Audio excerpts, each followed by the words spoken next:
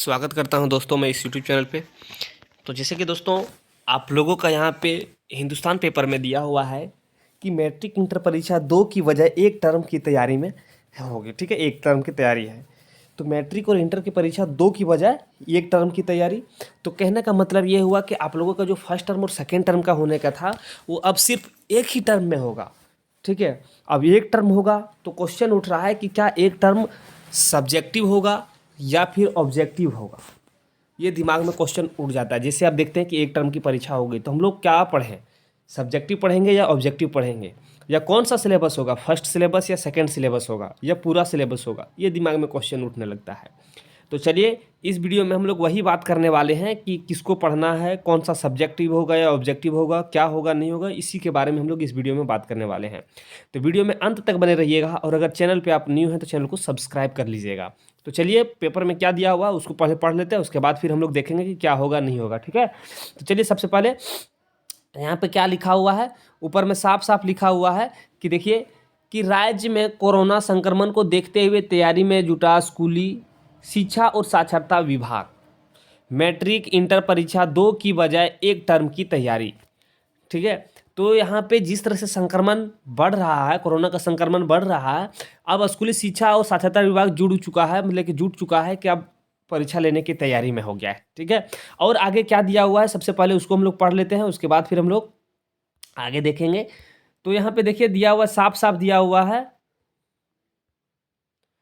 कि राज्य में मैट्रिक और इंटर की परीक्षा अब एक ही टर्म में हो सकेगी।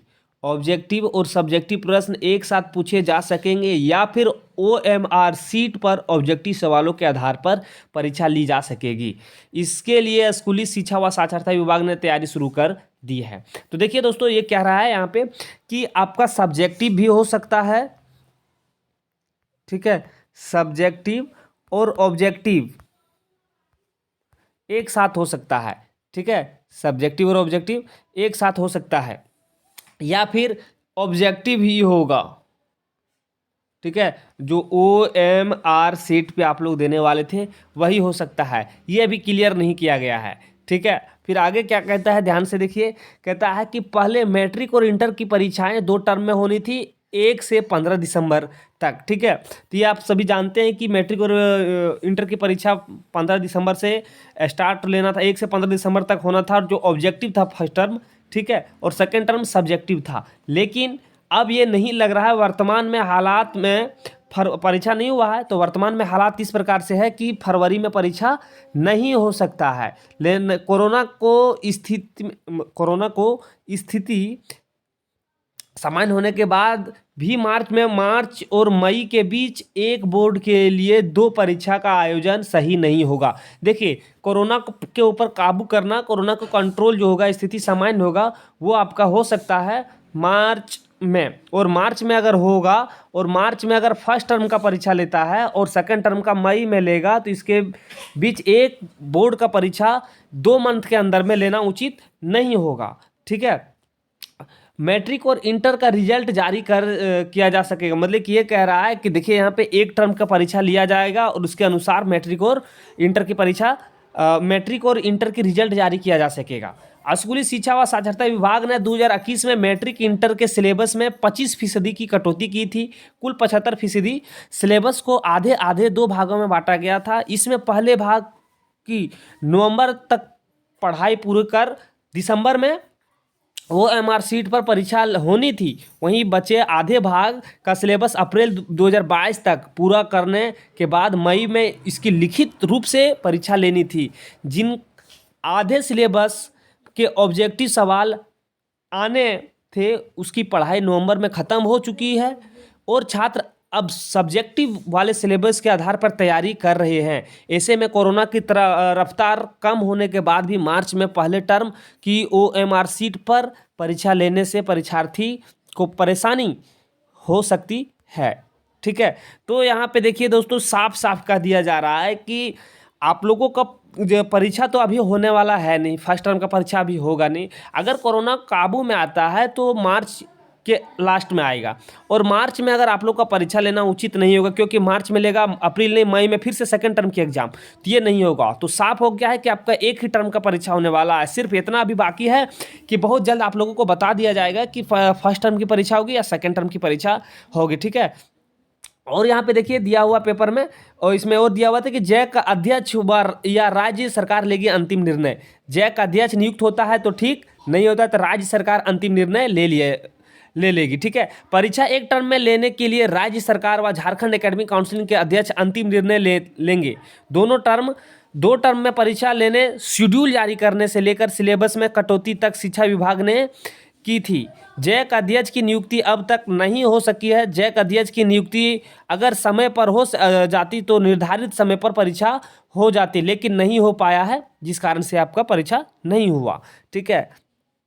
9वीं 11वीं के आधार पर रिजल्ट तैयार करने का निर्णय मुख्यमंत्री हेमंत सोरेन ने लिया था। जब 2021 में परीक्षा नहीं हुई आपका, तो 9वीं और 11वीं के आधार पर आपका रिजल्ट जारी कर दिया गया था, लेकिन इस बार ऐसा नहीं हो सकता है, ठीक है। और यहाँ पे दिया हुआ देखिए, सिर्फ ये मैट्रिक इंटर वाले के लिए सिर्फ नहीं है, इसमें 8वीं 9वीं और 11वीं के लिए भी है। देखिए 8वीं 9वीं 11वीं की परीक्षा में भी बदलाव होगा। ऐसा नहीं कि सिर्फ मैट्रिक और इंटर के परीक्षा में, सभी के परीक्षाओं में बदलाव होने वाले हैं। जो वो 2 टर्म के भाग में सिलेबस बटा हुआ था उसके लिए मैट्रिक और इंटर के इंटरमीडिएट के साथ साथ 8वीं 9वीं और 11वीं परीक्षा में भी बदलाव हो सकेगा। देखिए मैट्रिक इंटर के साथ साथ 8वीं 9वीं और 11वीं की परीक्षाओं में बदलाव हो जाएगी। इनकी भी 2 टर्म में परीक्षा होनी थी। मैट्रिक और इंटर के अलावा 8वीं 9वीं और 11वीं के भी 2 टर्म में परीक्षा होनी थी, लेकिन इसकी भी एक ही टर्म की परीक्षा हो सकेगी और इसका भी एक ही टर्म का परीक्षा होगा। पहले टर्म की परीक्षा OMR सीट पर 10 जनवरी से 25 जनवरी के बीच, और दूसरे टर्म की लिखित परीक्षा 10 जून से 25 जून के बीच होनी थी। अब तक इसके भी 2 टर्म की परीक्षा होने के आसरा नहीं दिख रहे हैं। अब ऐसा लग रहा है कि 2 टर्म की परीक्षा नहीं होगा, ठीक है। अब 2 टर्म की परीक्षा नहीं होगा तो अब यहाँ पे सिर्फ एक ही सवाल उठ रहा है कि अब एक ही टर्म का सिलेबस कवर किया जाएगा, या फिर एक टर्म का तो सिलेबस आप लोग कवर कर लिए हैं, अब जो सेकेंड टर्म का सिलेबस है उसके ऊपर आप फोकसित हो जाइए, ठीक है। क्योंकि साफ कर दिया गया है कि अब एक ही टर्म की परीक्षा होगा, एक ही बार परीक्षा होने वाला है। जिस तरह से आपका एनुअल एग्जाम होता था उसी तरह से होने वाला है, ठीक है।